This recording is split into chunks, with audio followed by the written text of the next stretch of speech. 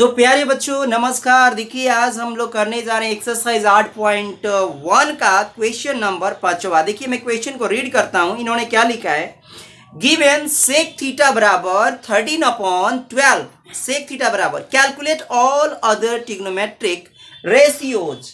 देखिए यहां पर लिखा है कि यदि सेक थीटा बराबर 13/12 हो तो अन्य सभी त्रिकोणमितीय अनुपात को क्या करिए, परिकलित कीजिए, कैलकुलेट कीजिए। तो आप सभी को पता है कि ट्रिग्नोमेट्रिक रेशियोज यानी त्रिकोणमितीय अनुपात जो होते हैं वो टोटल 6 होते हैं। जैसा कि मैंने बताया था, साइन थीटा पहला नंबर, दूसरा नंबर कॉस थीटा, तीसरा टेन थीटा, चौथा नंबर कॉसेक थीटा, पांचवा नंबर होता है सेक थीटा और छठवां नंबर होता है टेन थीटा।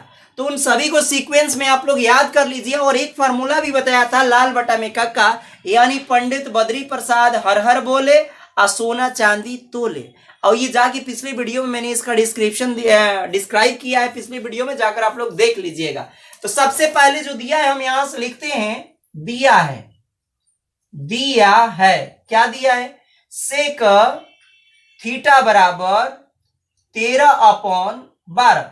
सेक थीटा बराबर 13/12। सेक किसका होता है, कॉस का उल्टा होता है। तो कॉस का यानी कौन हो जाएगा, आधार बटा कर्ण कॉस होता है, तो उसका उल्टा कौन हो गया, यानी कर्ण बटा आधार। तो यहां से लिख लीजिए, बराबर में ये आ जाएगा, कर्ण बटे में क्या हो जाएगा, आधार हो गया, कर्ण बटे में आधार यानी हाइपोटेनस अपॉन का हो गया बेस। अब चलिए इसका हम एक 90 डिग्री का वो बना लेते हैं हम लोग। 90 डिग्री यहां से बनाइए आराम से। और यहां से एक हम लोग समकोण त्रिभुज क्रिएट करते हैं। यहां लिख लीजिए ए, थीटा को यहां मानेंगे क्योंकि थीटा यहां है, तो थीटा यहां रखिए, इधर बी रख लो, इधर सी रख लो। अब देखो जो वैल्यू दी गई उसे रखेंगे। आपको यह भी याद होना चाहिए कि हाइपोटेनस हमेशा कर्ण बड़ा होता है, और जब भी कर्ण बड़ा हो तो इधर लिखा जाता है 13, कर्ण हो गया। आधार कितना दिया है, तो आधार दिया है आपको यहाँ पर 12, ये नीचे वाले को आधार बोलते हैं। और ये लंब हमें क्या करना है, तो हमें ज्ञात करना है, यानी परपेंडिकुलर हमें क्या करना है, फाइंड आउट करना है, परपेंडिकुलर बराबर व्हाट।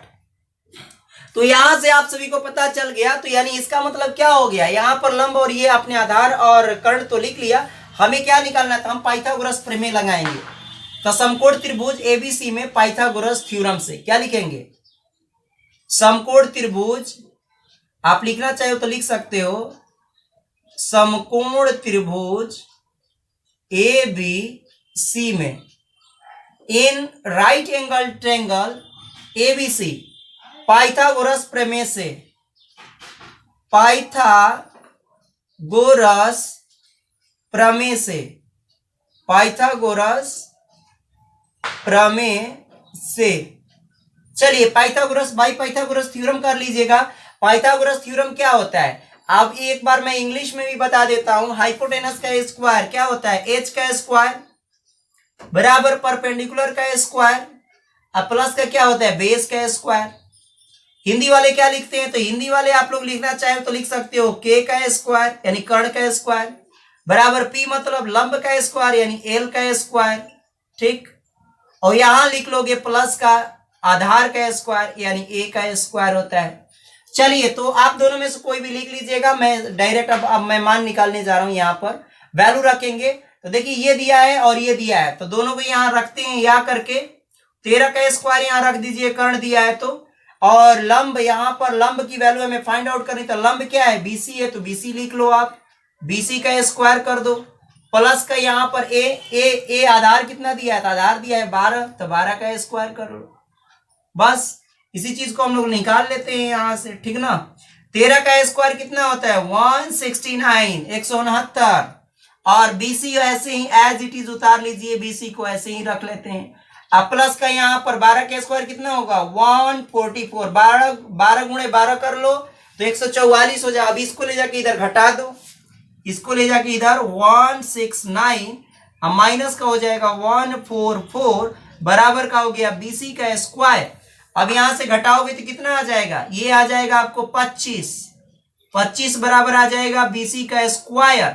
और बीसी यहां से निकाल लो, आप सीधा कर लो, बीसी बराबर यही मैं निकाल देता हूं, बीसी बराबर हो जाएगा अंडर रूट, ये बीसी स्क्वायर जब हटता है तो इधर अंडर रूट चढ़ता है, तो यहां लिख दिया 25 का स्क्वायर। अब 25 का वर्गमूल कितना होता है? 5 गुणे 5 यानी 1, 5 आप निकाल लीजिए उसमें से। तो ये जो वैल्यू आ गई हमें, लंब की जो वैल्यू मिल गई वो मिल गई यहां पर 5 मिल गई, लंब की वैल्यू मिल गई। अब चलिए सारे ट्रिग्नोमेट्रिक रेशियोज को निकाल लेते हैं लाइन से। हमें सेक दिया है, पहला कौन होता है ट्रिग्नोमेट्रिक, तो सभी त्रिकोणमितीय अनुपात।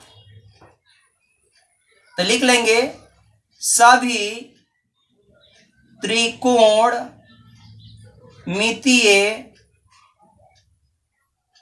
अनुपात का मान। चलिए मान निकालते हैं। पहला नंबर कौन हो जाएगा इसमें? पहला नंबर निकाल लेंगे हम साइन थीटा। साइन थीटा बराबर क्या होता है? लंब बटा में कर्ण। चलिए मान रख देते हैं। लंब का मान कितना है? लंब है 5, तो यहां से रख लो, ये यहां लिख देता हूं साफ। लंब की वैल्यू कितनी है?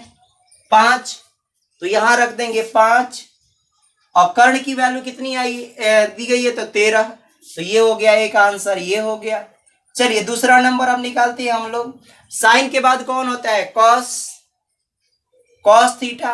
और कॉस थीटा बराबर क्या होता है? आधार बटा में कर्ण। तो यहां लिख लेंगे आधार बटे में कर्ण।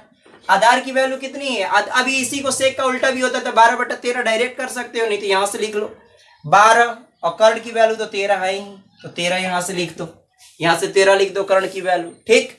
अब चलिए तीसरा नंबर कौन सा निकालना है हमें? तो तीसरा नंबर हमें निकालना है साइन कॉस, इसके बाद आता है टेन थीटा बराबर होता है लंब बटा में आधार, यानी परपेंडिकुलर अपॉन बेस। तो लंब बटा क्या कर लेंगे? आधार कर लेंगे। चलिए लंब की वैल्यू कितनी है यहाँ पर? तो 5, यहां से लिख लो 5। और फिर आधार की वैल्यू कितनी दी गई है? तो आधार की वैल्यू यहाँ पर 12 दी है, तो 12 रख लो।